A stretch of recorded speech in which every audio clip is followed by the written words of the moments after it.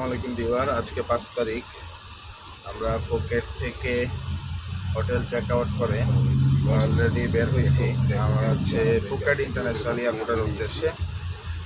এখন আমরা Phuket international airport থেকে ইয়ারে করে যাব হচ্ছে ব্যাংককের ডংমার্গ ইন্টারন্যাশনাল এয়ারপোর্ট। সেখান থেকে আবার আমরা সেখান থেকে আবার যাব হচ্ছে পাতায় গিয়ে আজকে থাকবো এবং আরও 2 দিন থাকবো। ফুকেটে কী কী ছিল বা কী কী অ্যাক্টিভিটিজ আমরা করলাম তো আপনাদের সাথে তো শেয়ার করলামই।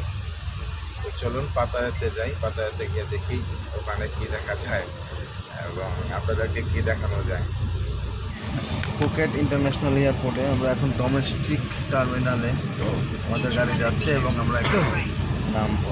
ওই পাশটাতে সম্ভবত ইন্টারন্যাশনাল এয়ারপোর্ট, মানে ইন্টারন্যাশনাল টার্মিনাল আর কি। এটা হচ্ছে ডোমেস্টিক টার্মিনাল। ওকে, আমরা চলে আসলাম ফুকেট ইন্টারন্যাশনাল এয়ারপোর্ট ডোমেস্টিক টার্মিনালে। আমরা এখন নেমে যাব। এই যে ফুকেট ইন্টারন্যাশনাল এয়ারপোর্টে এসে সকালবেলা আসলে আমরা একটা বাস খেয়েছি। বাসটা হলো আমাদের এই যে আমাদের কাছে যে এরকম 3টা লাগেজ ছিল। তো আমার আর জসিম ভাইয়ের লাগেজটা একটু বড় সাইজের ছিল, যার কারণে এটার ওয়েট ওরা 7 কেজি অ্যালাউ করে এখানে। টিকিটে অবশ্যই উল্লেখ করা লাগে যে আপনি 7 কেজি নিতে চান না 15 কেজি নিতে চান। তো আমরা তো 7 কেজি লাগেজের টিকিট কনফার্ম করছি। ফলশ্রুতিতে আমাদের 2টা লাগেজে মিলে হচ্ছে 19 কেজি হয়ে গেছে। 7 দোকানে 14 আর 5 কেজি বেশি হয়ে গেছে।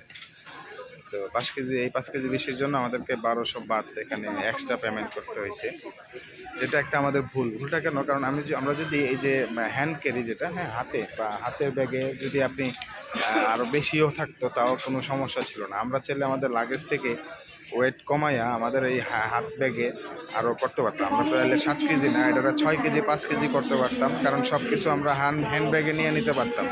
বাট এই জিনিসটা আমরা করি নাই। মনে হলো যে যাই হোক 1-1.5 কেজি 2 কেজি বেশি হইতে পারে, তো 1-1.5 কেজি 2 কেজি বেশির জন্য কি জরিমানা করবে? মনে হয় না করবে না। এই চিন্তা করে আমরা লাগেজ দিয়ে দিছি, কিন্তু ওয়েট দেখার পর ওরা বলতেছে তোমাদের $1200 এক্সট্রা, 1200 বাদ এক্সট্রা লাগবে। তা বললাম যে ঠিক আছে, তাহলে ব্যাগের থেকে কমাই জিনিসপত্র। কয় না, এটা মাপ হয়ে গেছে অলরেডি, তুমি $1200 বাদ দিতে হবে। কী করবো, লাস্টে 1200 বাদ দিয়ে কনফার্ম করছি। আমাদের বোর্ডিং পাস নেওয়া শেষ। এখন আমরা হচ্ছে বিমানে উঠতে যাচ্ছি। এটা হলো ফুকেট ইন্টারন্যাশনাল এয়ারপোর্ট। এখান থেকে যাচ্ছি হচ্ছে ডনমার্গ ইন্টারন্যাশনাল এয়ারপোর্ট ব্যাংকক। সেখান থেকে যাবো হচ্ছে আপনার পাতায়া। নকিয়ার একটি এয়ার বাস। এই বাসটিতে মোটামুটি আমরা ছিলাম ছোট, মোটামুটি বড় হয়ে আছে বাসটিতে। আমরা ওইটা বসছি। এখন হচ্ছে এটি ফুকেট ইন্টারন্যাশনাল এয়ারপোর্ট থেকে উড়াল দিবে। উদ্দেশ্য হচ্ছে ব্যাংকক ডংমার্গ ইন্টারন্যাশনাল এয়ারপোর্ট। এই হচ্ছে বিমানের চিত্র, মোটামুটি বড় আছে, খারাপ না, ডোমেস্টিক ফ্লাইট হিসাবে চলে। সুন্দর হলে এই দেশের বাড়িঘরগুলো অনেক সুন্দর এবং সিরিয়াল মেনটেন করে ওরা বাড়িঘর তৈরি করে নিয়ম কানুন মেনে। টাইমে আসছে বা মোটামুটি খারাপ না, কিন্তু 1.5 ঘন্টার ফ্লাইট, কিন্তু আমাদেরকে 1 গ্লাস পানিও দিল না, একটা স্যান্ডউইচ দিল না। অবশ্য ভাড়াও তো অনেক কম, যার কারণে হয়তো কিছুই দেয় নেই। দেখ, আমরা তো নামলাম, দেখি আমাদের লাগেজ কোথায় আছে। বড় এবং অনেক সুন্দরও বটে। এই যে নকিয়ার এই এয়ার বাসটা দিয়ে আমরা আসছি। এই এয়ার বাসটা দিয়ে আসছি আমরা নকিয়ার। এই যে এটা নকিয়া ফুকেট টু ব্যাংকক। আপনি যখন ডংমং এয়ারপোর্টে আসবেন, আসার সময় আপনার বেল্টটা কত নাম্বার বেল্টে আপনার লাগেজ সেটা এখানে কিন্তু লেখা আছে। এখান থেকে দেখে নেবেন এবং সেই বেল্টে চলে যাবেন। আমাদের হচ্ছে DD 225 15 নম্বর বেল্টে। এই যে এই সাইডে হচ্ছে 15 নম্বর বেল্ট। আমরা এখন 15 নম্বর বেল্টের দিকে যাচ্ছি। আশা করি খুব সহজেই লাগেজ পাবো, হ্যাসেল ফ্রি। আসলে এখানে সব কিছুই খুবই ডিসিপ্লিন এবং সিস্টেমেটিকভাবে দেওয়া। আপনার কোনো কিছু আপনি যদি ভাষাও তেমন না বুঝেন তাও কোনো সমস্যায় পড়েন না, পড়ার কোনো সুযোগ নেই। এটা হচ্ছে মোচিত টু টার্মিনাল অথবা ব্যাংকক বাস টার্মিনাল চাতুচক। এখান থেকে আপনি পাতায়া বাস পাবেন অ্যাভেলেবেল। আমরা ডংমার্গ এয়ারপোর্ট থেকে বাসে করে 300 বাদ দিয়ে 3 জনে বাসে করে একটা মিনি বাসে করে এখানে আসছি। এখান থেকে পাতায়ার উদ্দেশ্যে বাস টিকিট কাটবো এবং পাতায়াতে রওনা দিব। এটা হচ্ছে মোচিত বাস স্ট্যান্ড বলে, অথবা ব্যাংকক বাস স্ট্যান্ড টার্মিনাল চাতুচক। আমাদের এই যে কমলাপুর রেল স্টেশনের মতো বিভিন্ন কাউন্টার আছে, আপনি কোন বাসে যাবেন, কোন কাউন্টার থেকে কাটবেন, টিকিট কেটে তারপর এখান থেকে আপনি ভিতরে ঢুকবেন এবং চলে যাবেন।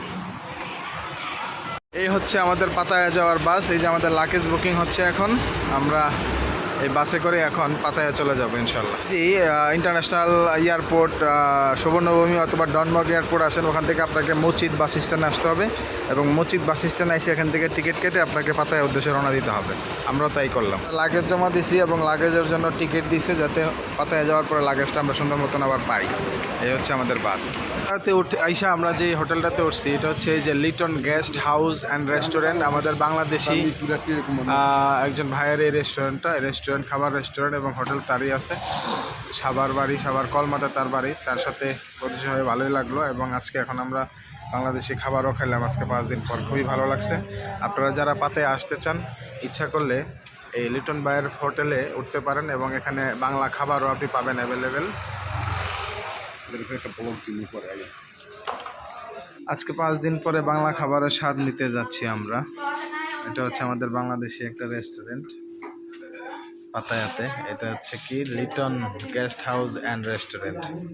এই হোটেলে আজকে আমরা উঠছি এবং এখানে এই বাংলা খাবার, আহা মন বেড়া খাবো আজকে বাংলা খাবার। 5 দিন ধরে বাংলা খাবার খাই না। ডাল দিব বাইরের রেস্টুরেন্টে খাইলাম কি রাইস 4টা, বিফ, ডাল, আলু ভর্তা, পানি সব মিলিয়ে 490 বাট।